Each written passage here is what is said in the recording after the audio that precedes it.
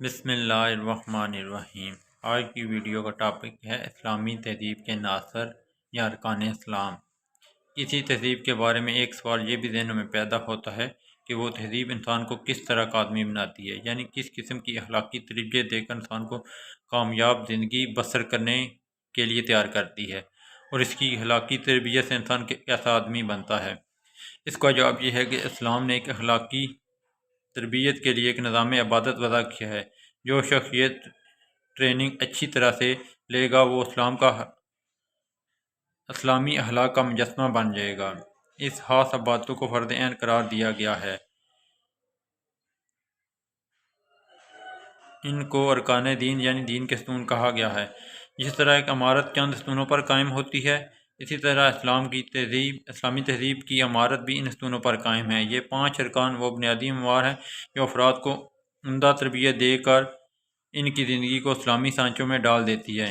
ان کی وجہ سے زندگی کے باقی کاموں میں حسن و کمال پیدا ہو جاتا ہے۔ جس طرح اسلام کے بنیادی عقائد انسان کی ذہنی دنیا کی بنیاد ہیں، اسی طرح ارکان اسلام عملی زندگی کے اساس ہیں۔ ان کی تعداد 5 ہیں: کلمہ طیب، نماز، زکوٰۃ، روزہ، حج۔ نمبر 1، توحید و رسالت۔ کلمہ طیب، لا الہ الا اللہ محمد الرسول اللہ، دین اسلام کے 2 عقائد پر مشتمل ہے۔ اس کا پہلا جز ہے لا الہ الا اللہ۔ ہمیں یہ سکھاتا ہے کہ ذاتی باری تعالیٰ کے سوا کوئی محبوب نہیں، وہی حاجت روا، مشکلات کا دور کرنے والا اور آڑے وقت میں کام آنے والا۔ اس کی ذات و صفات میں کوئی جن و انس، رسول و نبی و ولی شریک نہیں۔ وہ اپنی صفات میں یکتا ہے۔ اسلامی اصطلاح میں اس کو نظریہ توحید کہتے ہیں۔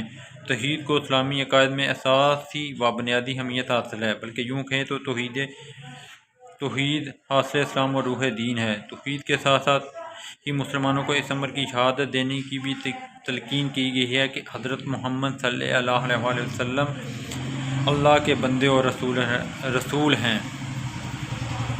رسالت کے معنی پیغام پہنچانا ہے۔ پیغام پہنچانے والے کو رسول کہتے ہیں۔ اسلام کی اصطلاح میں رسول اس شخص کو بھی کہتے ہیں جو خدا کا پیغام اس کے بندوں تک پہنچائے۔ رسول پر ایمان لانے کا مطلب یہ ہے کہ انسان یہ تسلیم کرے کہ رسول جو کچھ پیش کر رہے ہیں اس کی بنیاد وہ علم ہے جو انہیں اللہ تعالیٰ کی طرف سے عطا کیا گیا ہے۔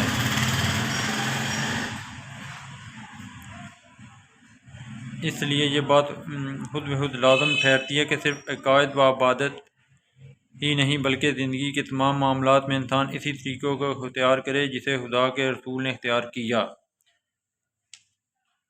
قرآن کریم نے اطاعت رسول پر بے حد زور دیا ہے۔ جہاں اطاعت خداوندی کا ذکر ہے، اس کے ساتھ ساتھ اطاعت رسول پر بھی روشنی ڈالی گئی ہے۔ اس سے واضح ہوا کہ کلمہ طیب توحید اور رسالت کے 2 بنیادی افکار و عقائد پر مشتمل ہے۔ صلاۃ یا نماز۔ توحید و رسالت کے بعد دین اسلام کے 4 عملی ارکان ہیں۔ نماز میں کو بنیادی اہمیت حاصل ہے۔ آیات و حدیث میں نماز کی بے حد تاکید ہوئی ہے۔ قرآن کی میں ہے اقیموا الصلاۃ۔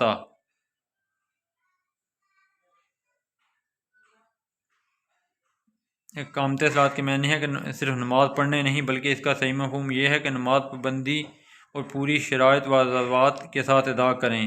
اقامت صلاۃ کے مفہوم میں اتنی وسعت پائی جاتی ہے کہ نماز کا ہر ضروری رکن اس میں شامل ہے۔ حضرت صلی اللہ علیہ وسلم کا ارشاد ہے کہ صفیں سیدھی کرو، کیونکہ صفوں کا سیدھا کرنا بھی اقامت صلاۃ میں ہے۔ امام ابو حنیفہ کا ارشاد ہے کہ بے نمازی کو قید کیا جائے اور جب تک توبہ نہ کرے اسے رہا نہ کیا جائے۔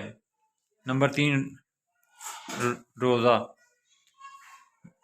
روزہ کیا ہے؟ جس سبق کو نماز روزانہ 5 وقت یاد دلاتی ہے، اسے روزہ سال میں 1 مرتبہ پورے 1 مہینے تک ہر وقت یاد دلاتا ہے۔ طلوع فجر سے لے کر غروب آفتاب تک کھانا پینا ہر قسم کی برائی سے باز رہنے کا نام روزہ ہے۔ قرآن کریم نے روزے کا فلسفہ بیان کیا کہ روزہ انسان کو متقی بناتا ہے۔ روزے سے صبر و تحمل، جفا کشی اور نادر لوگوں سے تعاون و ہمدردی کے جذبہ پیدا ہوتا ہے۔ روزے سے انسان میں یہ بھی حقیقت واضح ہوتی ہے کہ جو لوگ افلاس کی وجہ سے بھوکے پیاسے رہتے ہیں ان پر کیا گزرتی ہے۔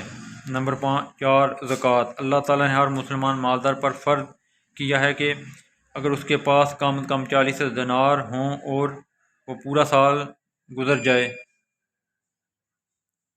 تو ان میں سے 1 دینار اپنے کسی غریب رشتہ دار یا کسی محتاج، کسی مسکین، کسی نو مسلم، کسی مسافر یا کسی قرض دار شخص کو دے۔ اس طرح اللہ تعالیٰ نے امیروں کی دولت میں غریبوں کے لیے کم 2.5% مقرر کیا ہے۔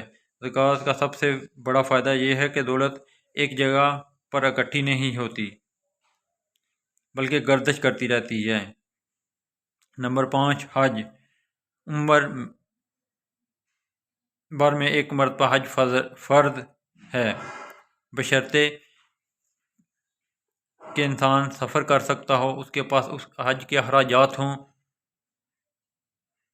تو حج مسلمانوں کا سالانہ عالمی اجتماع ہے۔